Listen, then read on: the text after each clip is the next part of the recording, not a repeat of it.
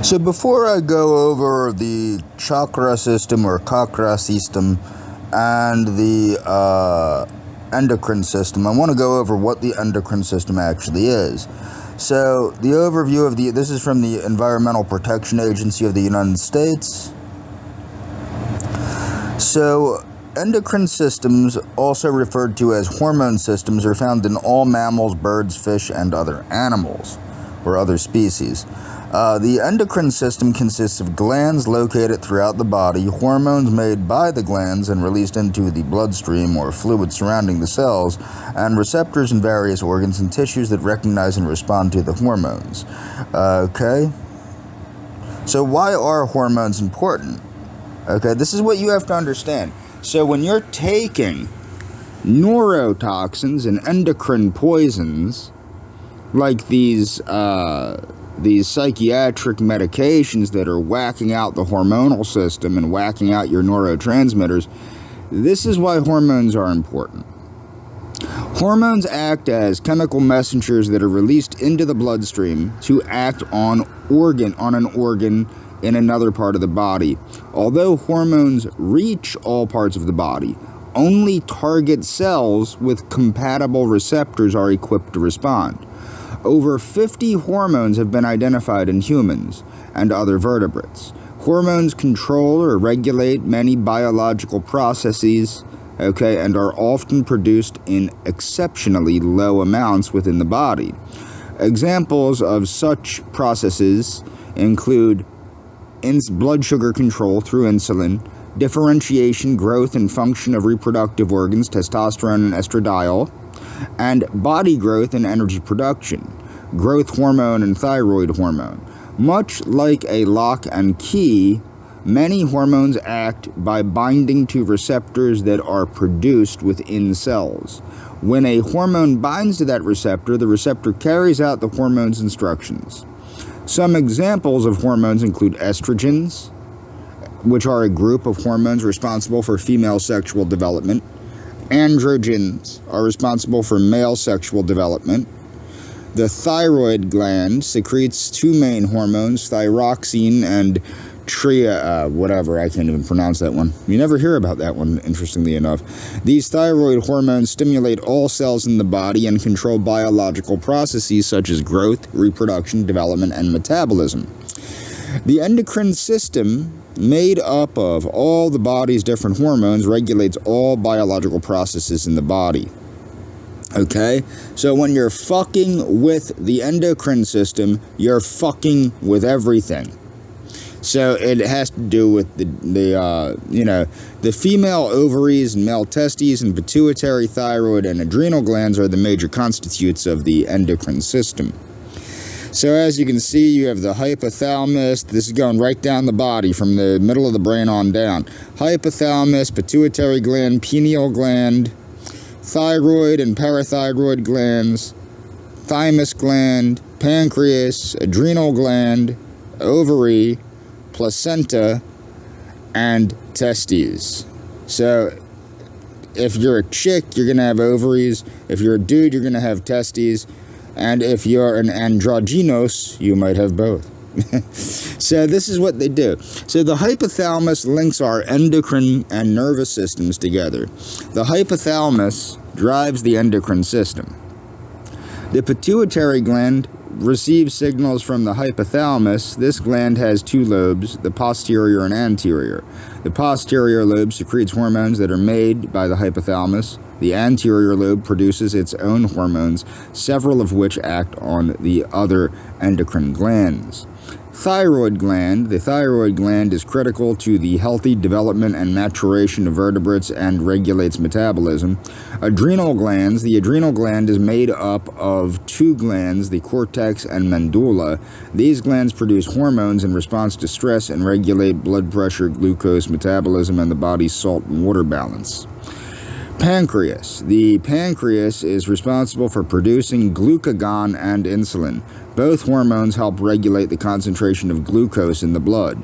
The gonads. The male reproductive gonads are the testes, the female are the ovaries, They produce steroids that affect growth, development, and regulate reproductive cycles. The major categories of gonadal steroids are androgens, estrogens, and progestins, all of which are found in both males and females, but at varying levels. Moving forward. Chakras and the endocrine system. The chakra system is one of the key principles to understand when studying yoga. We use the term energetic anatomy to refer to the network of different energy pathways or centers that exist in the human body. So you got the crown chakra, the third eye chakra, the throat chakra, the heart chakra, the solar plexus chakra, the sacral chakra, and the root chakra. Now these are related to these here glands. So the endocrine system is one of the 11 major bodily systems consisting of a series of glands that produce, secrete, and regulate hormones throughout the body. So what is fascinating is that not only do the locations of the glands and the chakras align, okay, but so do the energetic and philosophical aspects of the chakras align with the physiological functioning of the glands. The crown chakra, okay, sites above the head and is regarded as a gateway to the energy of the universe, or as a passageway but to connecting to the higher self. It represents an energy of connection, spirituality, and clarity. It is said to relate to the pineal gland, which is located in the brain. The third eye chakra, or ajna, and pituitary gland. Okay, the ajna chakra is the body's command center. It is responsible for our sensory perception, blah, blah, blah. Throat chakra is located in the throat and relates to communication, yada, yada, yada. Heart chakra and thymus gland. The heart chakra represents an energy of love, trust, forgiveness, and openness. Located in the spine behind the sternum.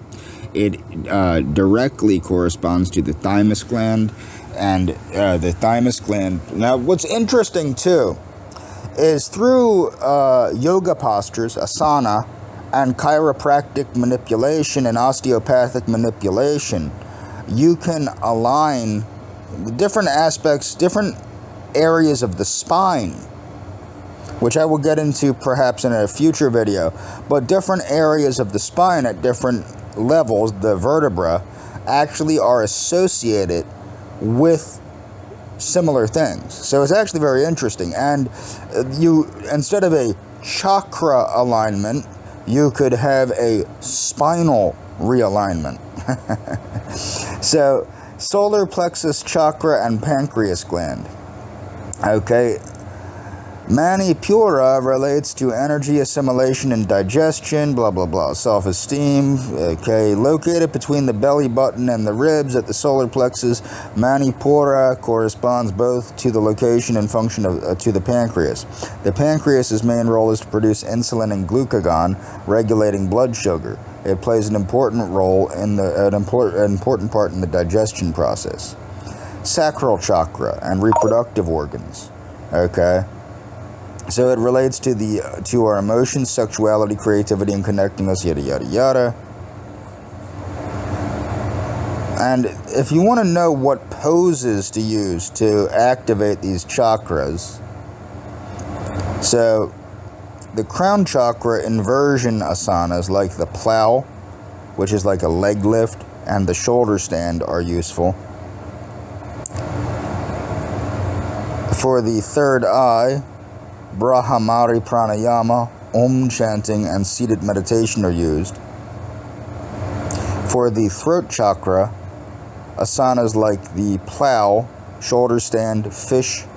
The fish is like a back arch, heart openers, or whatever breath are used to regulate the thyroid. Heart chakra and thymus gland. Heart or chest opening asanas are used when targeting the thymus gland or heart chakra. Solar plexus chakra and pancreas. Twisting, prone, or chest opening asanas can be helpful in regulating the pancreas. Sacral chakra and reproductive glands. The cobra, fish pose, and goddess squat are helpful poses that relate to the ovaries and testes. The root chakra, or the adrenals, seated hip opening or grounding asanas are used to promote stillness and regulate the adrenals. Moving forward. So what are the three treasures of Taoism or Chinese medicine? Well, you got Jing, Qi, and Shen. Okay, the main notion shared here. Okay, so let's go entomology and meaning. The Chinese name Sanbao originally referred to the Taoist three treasures from the Tao Te Ching, okay, which were pity, frugality, and refusal to be foremost of all things under heaven.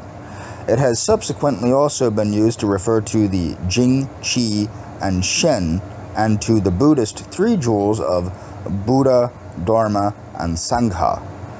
This latter use is misleading, however, as the three jewels in Buddhism is a completely different philosophy.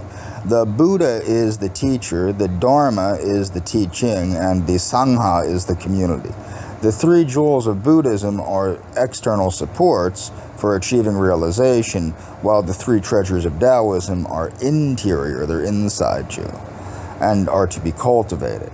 So, Jing, which is nutritive essence, spirit, sperm, seed, extract, refined, perfected lower abdominal cavity is where it's located. That would be the Dantian area. Okay. Qi, breath, spirit, air, vapor, vitality. I'm sorry, no, that would be lower. That would be where the root chakra is. Qi, breath, spirit, air, vapor, vitality, energy, force, vigor, attitude, abdominal cavity. That's actually the Dantian, or Dunjun, or Tunjun, or Hara, or whatever, two fingers below the belly button, or whatever. Shen, spirit, soul, mind, God, deity, supernatural being, upper thoracic cavity. So in the heart area. Neidan is a form of meditation. So woodcut illustrated, blah, blah, blah, blah, blah. The Taoist mind seal scripture of the exalted Jade Sovereign, or the imprint of the heart, is a valuable and early source about the three treasures. The four sages, these are the people, four Taoist sages. Okay, Chinese culture, this is unnecessary at this point in time. So, what I wanted to point out is, what you need is, you need to understand a philosophical alternative to the prevailing culture of destruction that's going on, okay? And you will find that in things like Raja Yoga, the 8 Laws of Health, Taoist teachings on health, things like that. Moving forward. Now we're coming back to the practice of yoga and Shiva and Shakti, the divine energies within us all. Okay, so in case you don't know, Shakti is the goddess energy or the feminine energy, and Shiva is the masculine or God energy. According to Shaivism, one of the major branches of yogic philosophy, there is a divine masculine energy that takes the form of the Hindu god Shiva, and a divine feminine form that takes the form of the goddess Shakti. Both Shiva and Shakti are alive in both men and women, like the hormonal systems. All of us have divine masculine Shiva aspects and divine feminine Shakti aspects. Okay, it's said that our feminine side resides on our left side, while our masculine side resides on our right side.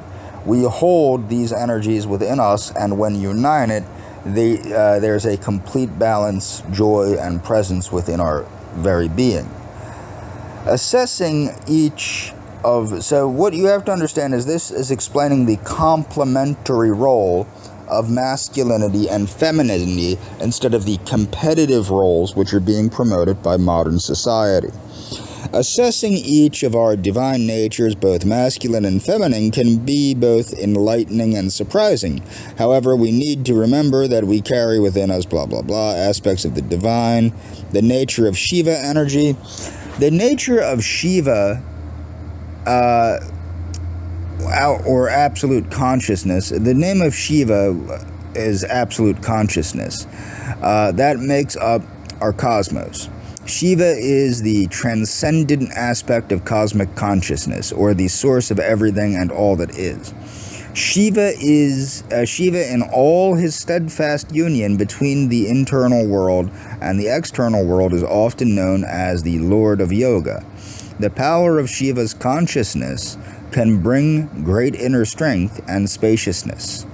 In the tradition of Shaivism, Shiva is forever in union with Shakti, his divinely feminine consort.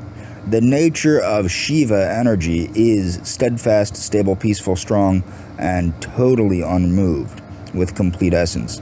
Shiva represents the state of being unmoved, blah, blah, blah, blah, blah, blah, blah, blah.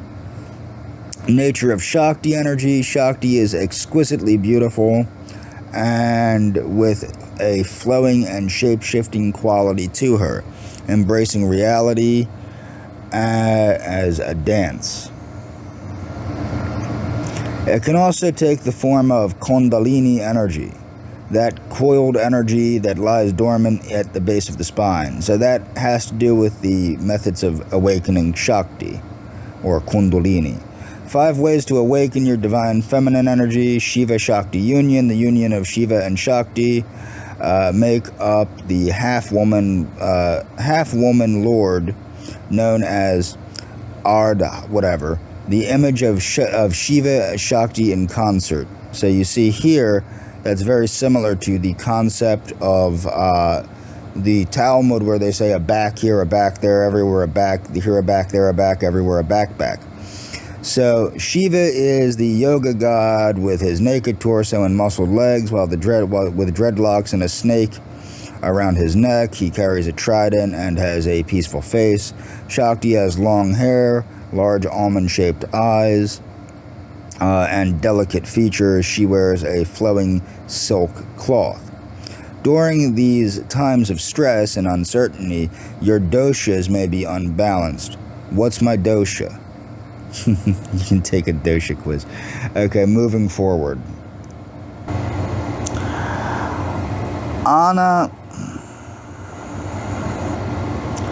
Annapurna, why we need the divine feminine according to Hinduism.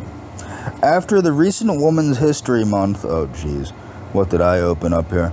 I am reminded of the innate power that we hold something, blah, blah, blah, blah, blah, blah, blah, blah, blah. Of course, over the centuries and in modern society, Hinduism in some aspects is very patriarchal, yada, yada, yada. Let's see here.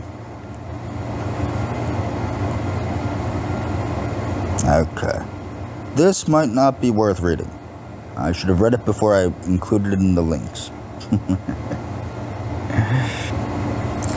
What is the divine masculine? The divine masculine represents a spiritual, psychological, archetypal ideal.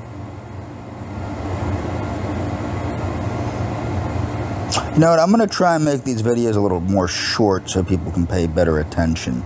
So, when we come back, I'm going to go over the divine masculine, the doshas, and physiognomic body types.